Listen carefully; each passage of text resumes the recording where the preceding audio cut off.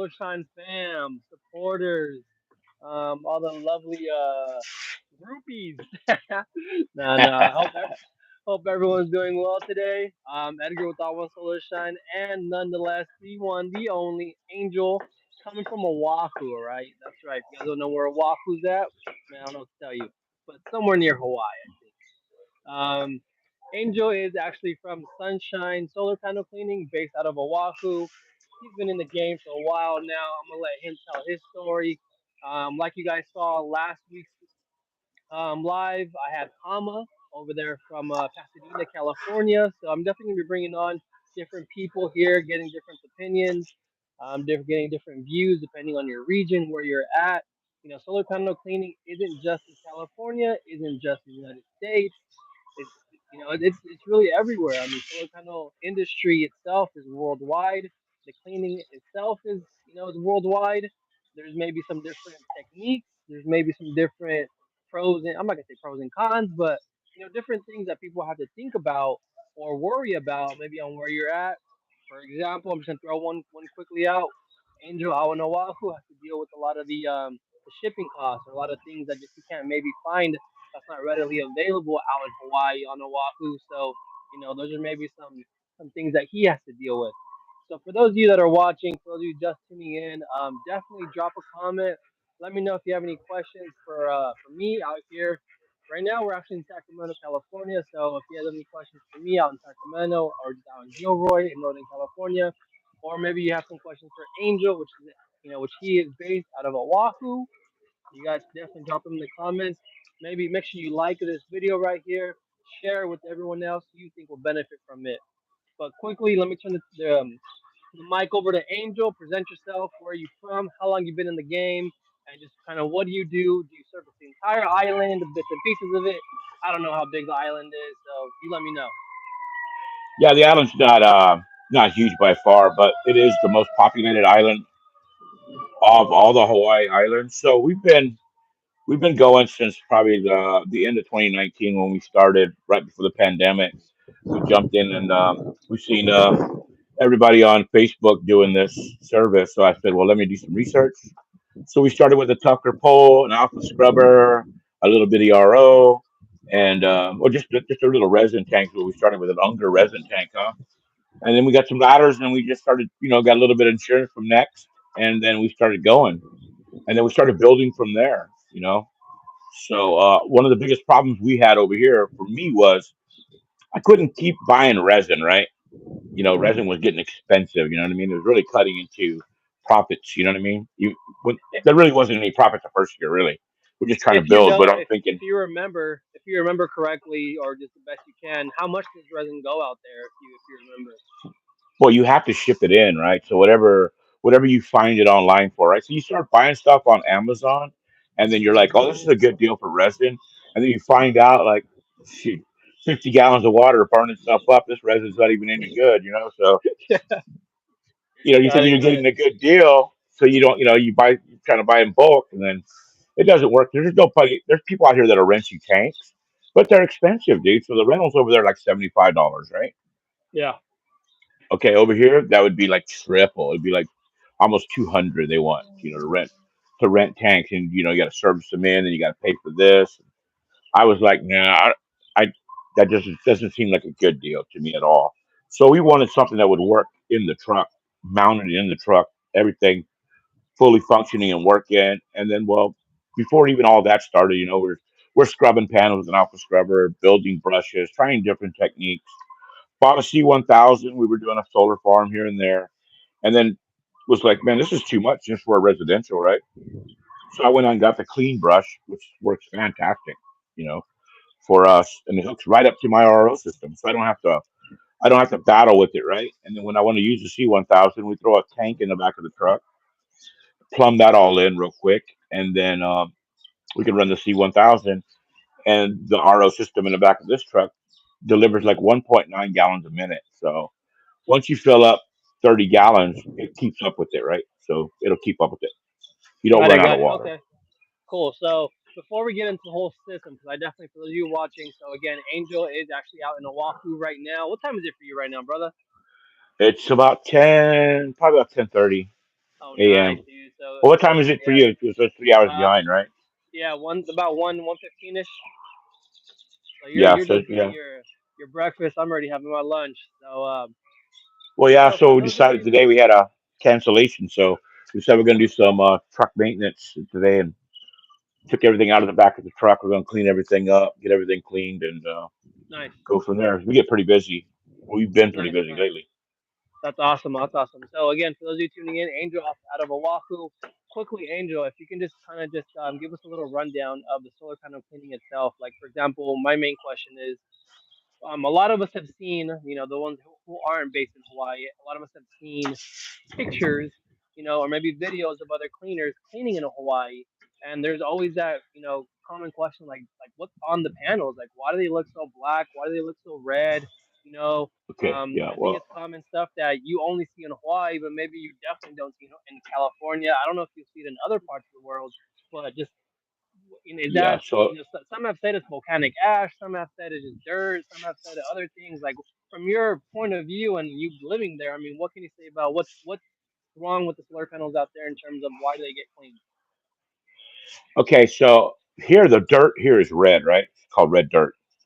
A lot of the parts of the island have red dirt, and then we also have a mold problem here, right, with black mold and stuff. If you look at all the sidewalks and stuff like that, they'll start turning a grayish color because that black mold is everywhere. And plus, in some parts of the island it rains a lot, right? So that combination of red dirt, mold, and then rain, so it starts to get on the panel and it just washes it down, right? And then it dries because almost every Lost you there.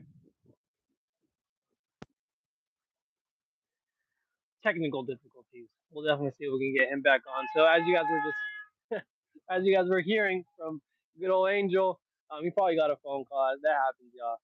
So like I've heard from Angel again that or before, a lot of that is that black mold. It is that red dirt, and I know where he was going with this, where just that humidity, the constant rainfall. It just like what happens out here in California with a lot of coastal areas. Okay, so next to Gilroy with okay, the Santa Cruz, you're back.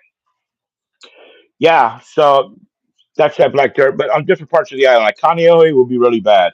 Wahiwa is really bad. Kailua is really bad. I went to Aiea yesterday. There's just black dirt everywhere. That's from freeways and stuff.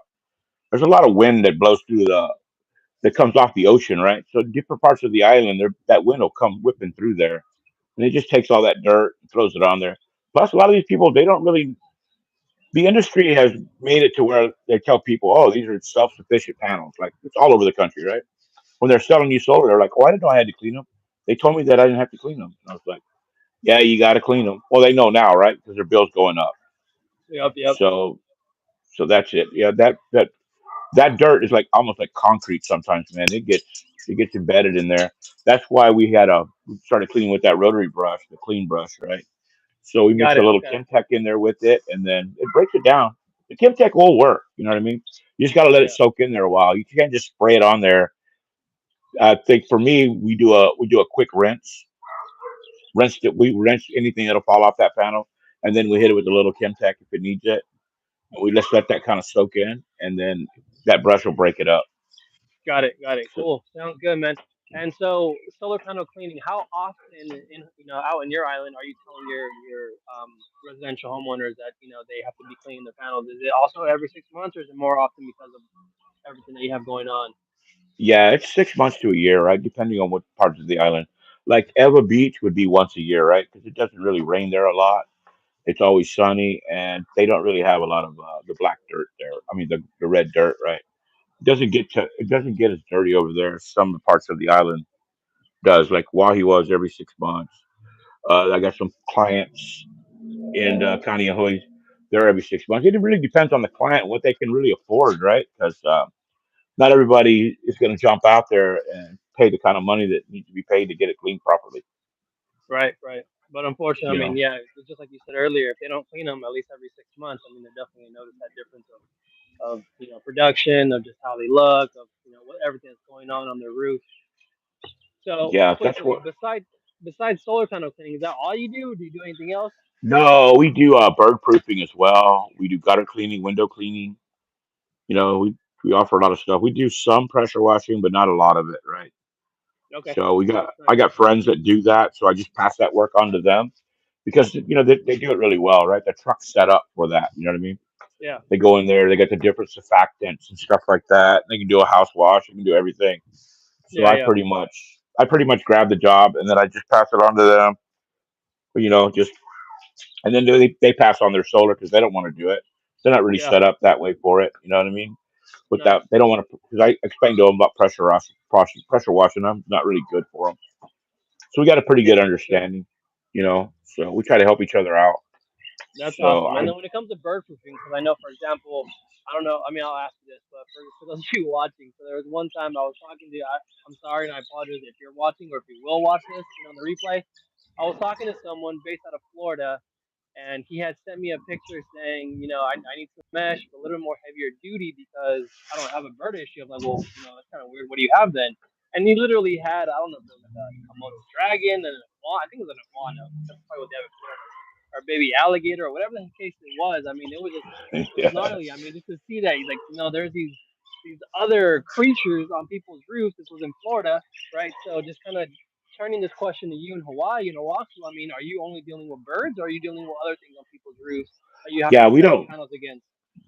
Our lizards are really small, right? They're not like iguanas like in Florida. I could see that, right? They're having an iguana problem because they got people who hunt them for a living, right?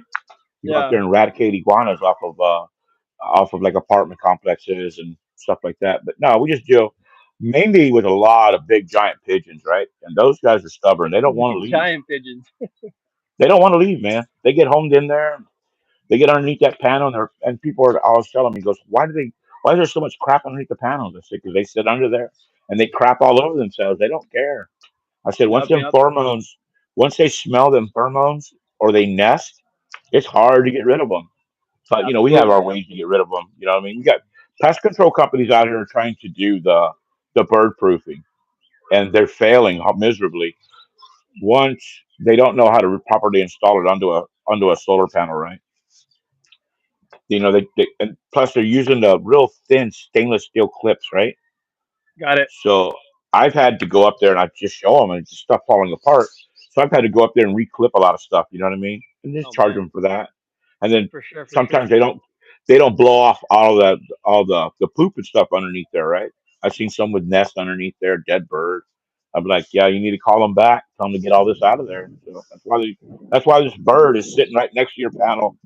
And exactly what you said on one of your last videos, how birds, after you get rid of them all over the panel, all over the roof, they'll jump on that panel and start crapping on them. Yeah. So we've been implementing when that happens. We'll go in there with those little sonar, little ones from Amazon, Uh and huh. we'll stick them up on the roof. You know what I mean? We'll just tie them to the bird mesh, right? We'll just extra clip in that area, zip tie them on there, come a little pole, and then what they do is they make that sound that birds don't like, right? So we'll put some of those Okay. up there for the client, Nice. and they So seem it's to work motion really censored. well. Yeah. So that's where they come Nice. by there. Boom. We actually put some lower onto the roof, get them out there with the optimal gel pucks. It's just we've had to do a lot to get rid of some birds, but we've been Absolutely, successful man. at it. You know what I mean? So Absolutely, yeah. Yeah, for those of you watching, if you're other installers and you're watching this, I mean, definitely drop a comment if you've had any issues of getting birds out. If you have any homes where you maybe have had to go to, multiple trips, not because you've done something wrong, just because you have to go 2 or 3 times doesn't mean you've done something wrong. It just means, hey, the bird mesh isn't enough, the spikes isn't enough. So if there no, are other things that you have to do, I mean, that's what this whole community is all about. That's what I definitely want to help other installers with. And I think Angel, you shared with me one time where you actually had to build your own pigeon trap, right? yeah, I got it on the roof right now, and it's trapped some pigeons. It's kind of remarkable. I just built it off of YouTube because I was trying to find one, right? And they wouldn't ship it to my address. I was like, dang, I guess I got to build one. So we built one. But what we learned is like you got to do it in stages, right? You're putting pressure on birds in stages. If you go out and you wash the roof, and then you wrap it with the bird proofing, right? That's one stage, right? and then you wait a couple days, like a day or two, 3 days, and then you go back up there, kind of rinse the situation off again, and then you start applying the optimal gel pucks, right? That's another pressure, right? These Hmm. birds, once you start putting pressure, birds start leaving, right? They're like, yeah, I'm not dealing with this. And then you're down to your three or four that are just not going to go away. They got to get trapped, right? They just have to get trapped. They're just Got not it. going to go away. You know Okay. what I mean? They're just Sounds that good, man. retarded. But we've learned that pressuring the birds is the way to go. If you do everything at one shot, then really, you know what I mean? It doesn't really work. Yeah, no, I've actually seen, and I've been on a house where the house was bird mesh and it had those gel pucks, and I'm assuming they did it all in one shot. And when I got there, the gel pucks were so covered in this bird crap that you just didn't even see them anymore. You couldn't smell them anymore. That whole reflective like little speckles or specks, they weren't even reflecting anymore just because of how much bird crap they had on them. So I really like Yeah, what you're saying, and I think for all of you who are watching, I mean, definitely take note of that. Where by putting all this pressure in different stages, I mean, you're definitely decreasing the amount of birds that are going to be on the roof. That way, you guys can definitely have much better results and really give the solution to all these homeowners. So let's jump into yeah, your RO, brother. I know at the beginning you mentioned you used resin at the beginning of your business, which was in 2019. It comes to find out, it was just getting way too expensive to ship everything to Oahu, and so yeah, you ended up going into RO now. So for those of yeah. you So like watching, everyone, yeah, like everyone else, right? Everybody was using, or still pretty. A lot of people are just using just resin tanks, right? The big resin tanks. So me not really knowing what's going on because a lot of the business I had to learn it through Facebook and stuff like that, right? There's not a lot of places to go, right? So you kind of you start to figure out who's using what, and then you'll call like Tucker and them, see if you could talk to somebody. They really don't really want. They don't really try to explain it very well. They're just like, all we know is this works great. You want it? It's $10,000. It's like, hang on a minute. I got to well, get something plus the practical here. shipping. Yeah, plus the shipping. So yeah, so what we did is line, right? So I reached out to him. So we built this system right here. Sorry, you cut out right when you said, who So did you reach he out helped to? me build it, just right, like we're doing right now, right? FaceTime, and just explaining stuff to me. So we got our sediment, our carbon filter right here. Oh, hold on. Let me. Okay, so we got our sediment and our carbon filter right here. Our water will come in right through here, and then we got a pump, a gauge, and it hits that RO right there, all the way in the back, right? Then it whips around.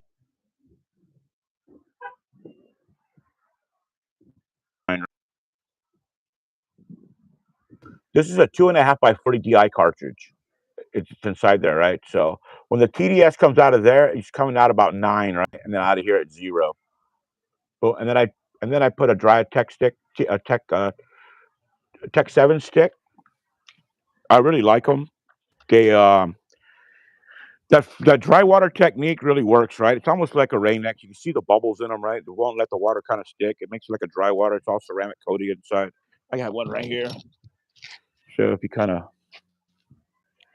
look inside there, you can kind of see it's all ceramic coated in there. They work really well. You know what I mean? We use them a lot. So let me get the system started. Turn a little bit of water on. That's what I like about the system, right? We just turn a little bit of water on. You just hook this water hose up. It'll come over here. You start going right into this sediment. Or reach back here. I got a little toggle switch here. Boom. So then we'll set it to the proper PSI, which you can see that gauge over there. Yeah. We take this over here, our valve, and you hear it. It's starting to squeeze that RO, right? And boom. And then the magic, pure water. And And then we run it. Here's our brush, right? So it'll hook right up into here, no problem. And then our brush is electric, it's remote controlled. It goes forward and backwards. We hook it up to this pole here, and then I have this other pole here just in case we need some extra backup with the scrubber or whatever else we need. Usually, if I have a helper, I'll go ahead and tie an alpha to it, and then have them, go back, go right behind me, right? Not just because the brush is going to miss something, because I don't like paying people standing around. So everybody's got to get involved. You know what I Yeah. mean? Plus, we run that alpha scrubber back and forth. Just running it back and forth, making sure I'm not getting tied up anywhere, or he's not, or I'll run the scrubber. No big deal. We just want to make sure that we don't have to go back. You know what I mean? So yeah, so there it is right there. We got about 400 feet of line in this spool right here, right? So the Wow. electric cord and the water is all in one shot, right? So it ties together. So to tie that pole together, and this whole spool is filled up. It's like 400 feet of it, right? So we never have a problem whenever we pull up to a house. We got plenty of hose to go all the way around. Yeah. Sometimes we'll split it. We'll split it. If it's really dirty, we'll put this one on there. We'll split it, and we'll get a rinse hose up there, right? Because there's plenty of water will come out of this thing. It's just coming from here, and it's just reducing down into here, right? Into this 5/16 hose. You know what I mean? This line right Hmm. here. But usually we're hooking up that. But if we're doing windows, we're using this, right? So we can get our Yeah. small pole with a little bit of scrubber or a board pair brush, whatever we're going to use. And we can start doing windows, or we could start doing screens, whatever we want to do. We can really we can do it. So we have that battery charger in the back, right? It's a marine battery. It's all tied, and it only runs that pump right there. There's a battery charger there, so when I come home, like you see right there, right? I just run the line from inside of my garage when I come home at night. I plug it in there, and that battery's always full. We have a solar panel for that battery. We got to hook it up. We just haven't found a place where we're going to hook it up on this truck, because we got to get rid of the tonneau cover, because we're going to put in. We're building right now. We're building a skid, right? Just shove in the back of this truck and be able to put it in and remove it. It's real lightweight. So yeah, Okay. that's pretty Hey, much in a nutshell.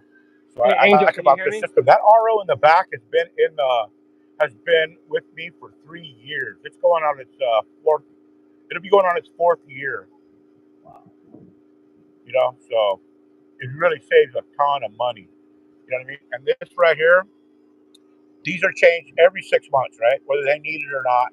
We just every 6 months we pull them out. We change them to $10 a piece. Get a bunch of them on Amazon. You get a set them in a carbon. They're dated. We know exactly when to put them in. We just take them out, flush them. Take this hose out right here.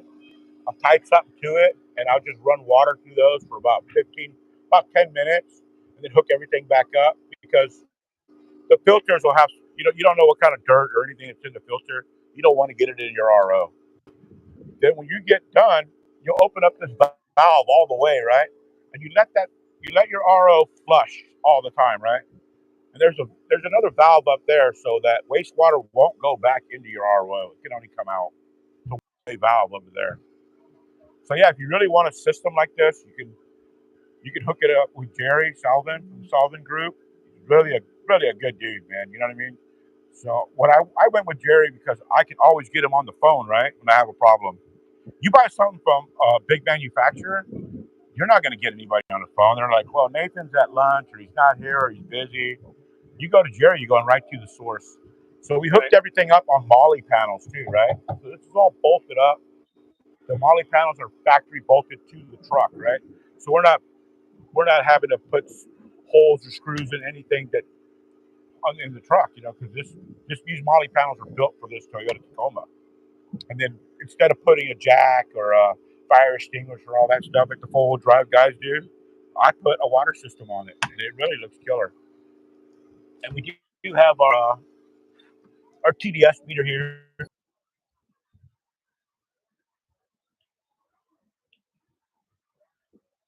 Hello, hello, hello. Got TDS meter there going out here. I have it over here. I usually just use a handheld one because I have limited of space right here. So we usually hook that up when we hook up a tank, put that back in, and then we'll run the water into a tank, and then we can do our pressure washer C1000 and let it rip. for bigger projects. So that's pretty much it in a nutshell. Nice. Let's see if you can turn this camera around. That way you can see he doesn't Yeah, hear give me me. 1 second. I can't hear you again. So, but for those of you that are watching, and I know that was a really good breakdown, kind of a fast breakdown of um, of his RO system. And just to recap, he's mentioning Jerry. Jerry is someone, not someone. Jerry is an RO specialist based out of Arizona. So, for those of you also that are going to be looking into RO systems and looking into getting into this type of system, definitely reach out with him. I can also vouch for Jerry as well. I've talked with him multiple times. I personally don't have an RO system, but I have talked to Jerry multiple times. Okay. I've seen him, his work. For those of you who know Mark Solon also works for Jerry. He's also had a couple times where he's mentioned him in his videos.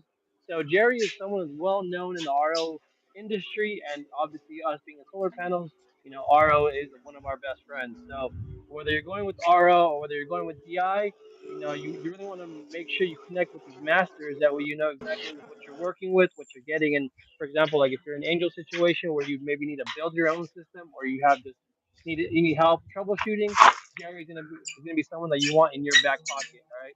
So for Yeah. those of you right now, So sorry, I, Angel. oh, I'm sorry about that. Yeah. So I have the smaller system, right? So I got this installed, and then Gabe, who's also in our group, right? He got a bigger system, so he's got a double RO with a 440. With see, mine's a 2.5. His is a 4.5 by 440 DI, right? So his is a little bigger than this. So there's all kinds of stages of them, right? Because Gabe can run a C1000 at the same time. You can do Windows, right?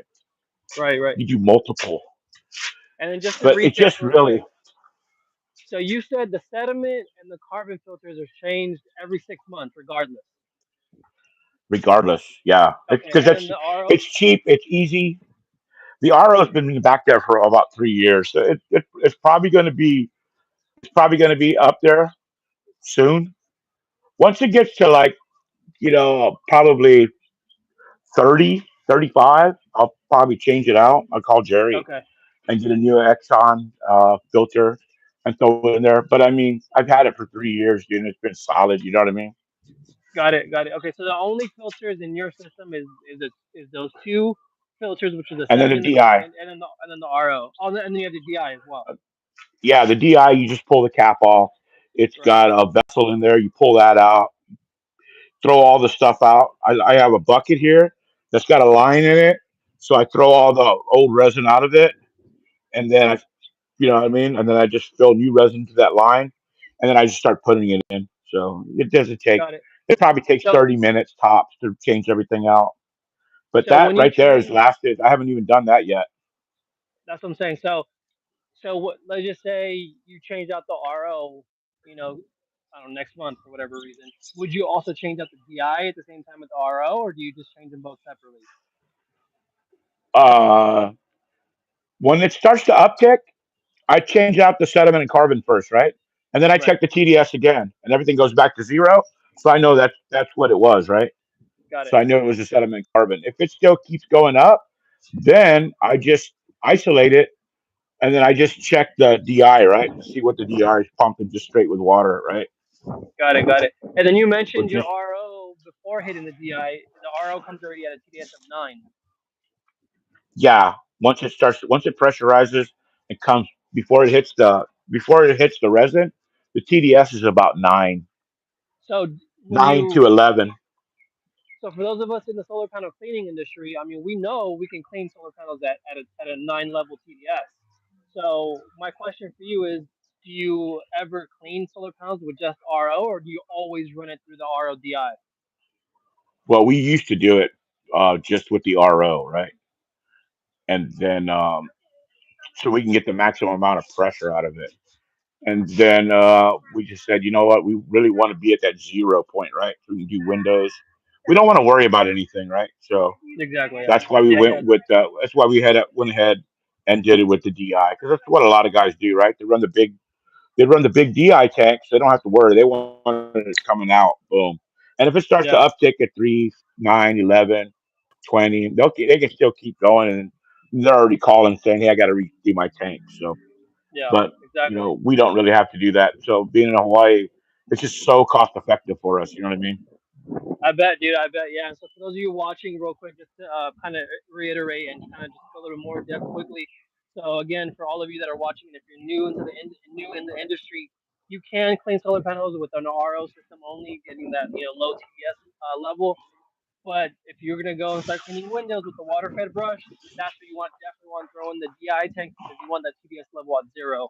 Um, so just like Angel was saying, and what a lot of us do, we don't want to have to worry about switching back and forth. Is the valve on? Is the valve off? Like what water am I getting because I accidentally forgot to turn the DI valve on or whatever the case may be.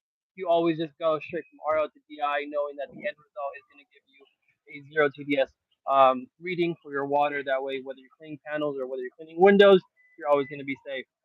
So that's we're gonna be wrapping this up right now. But Angel, I definitely appreciate you, man. It's always fun to talk to you. I mean, I know you don't just clean solar panels. Yeah. You're also what are you? What else do you do? Just quickly, I'm an aircraft mechanic at Hawaiian Airlines an too, aircraft so that's a full mechanic, time man. job. That's So right. So for those of you who are flying to Hawaii, I mean, hey, Angel probably worked on that airplane. So if you get there safely, you get definitely can reach out to Angel and thank him for that. Okay. But Angel, yeah, we put just quickly again, remind everyone where are you at, the name of your company, and just what services do you do? yeah, we're Sunshine Solar Panel Cleaning. We're located in Oahu, Hawaii. They call me Oahu's most trusted solar panel cleaner, and that's for a reason. We do it right. You know what I mean? We don't cut any corners or anything. It's just so much easier to do things right, and you ain't got to worry about it, right? You don't have to make up any stories or anything. So we get a lot of word of mouth. We're doing a lot of stuff with Google My Business. We're running Google ads, Facebook ads, Instagram ads, just the normal stuff, right? Yeah, Yeah, you can find us anywhere, everywhere. So yeah, been nice. it's pretty fun, right? So it's a family business. I got my little nephews and my grandson and stuff that work with me, so they love it. You know, go all over town. We're gonna be building a van out soon, so we can bring the Tacoma back to its normal glory, where it doesn't have to tow a bunch of ladders and stuff. So that's what we're running right now. Yeah. Okay. This is our little Perfect. beast. Perfect. But I mean, we pack all of this stuff inside of it, right? And then we throw a tank and a skid and all kind of crazy stuff in it. No. But yeah, when you show up to a job site and people look at the equipment you have, they just turn around and go back inside. You know what I mean? Because I've had people tell me, "Oh yeah, the last guy that was here, he used my water hose and a broom from Home Depot," and I was like, "Oh yeah, sorry, I don't know who that was." But Yeah. Exactly. yeah, so Exactly. they love it. They love the system, the water system. A lot of people say, "Oh yeah, we're going to clean it with DI water," and they show up and there's no filter. You know what I mean? So they like it. We hook everything up. Yeah. They have Yeah. a lot of questions about it, and then we always have our collapsible ladder. I always run 3 ladders, no matter what.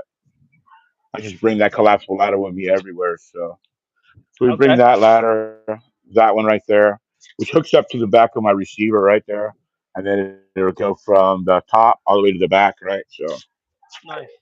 Nice. yeah, so yeah, we Sounds good, brother. Well, we I enjoy appreciate you. cleaning. So do I. I definitely do as well. So again, Angel Yeah, so from Oahu. For those of you who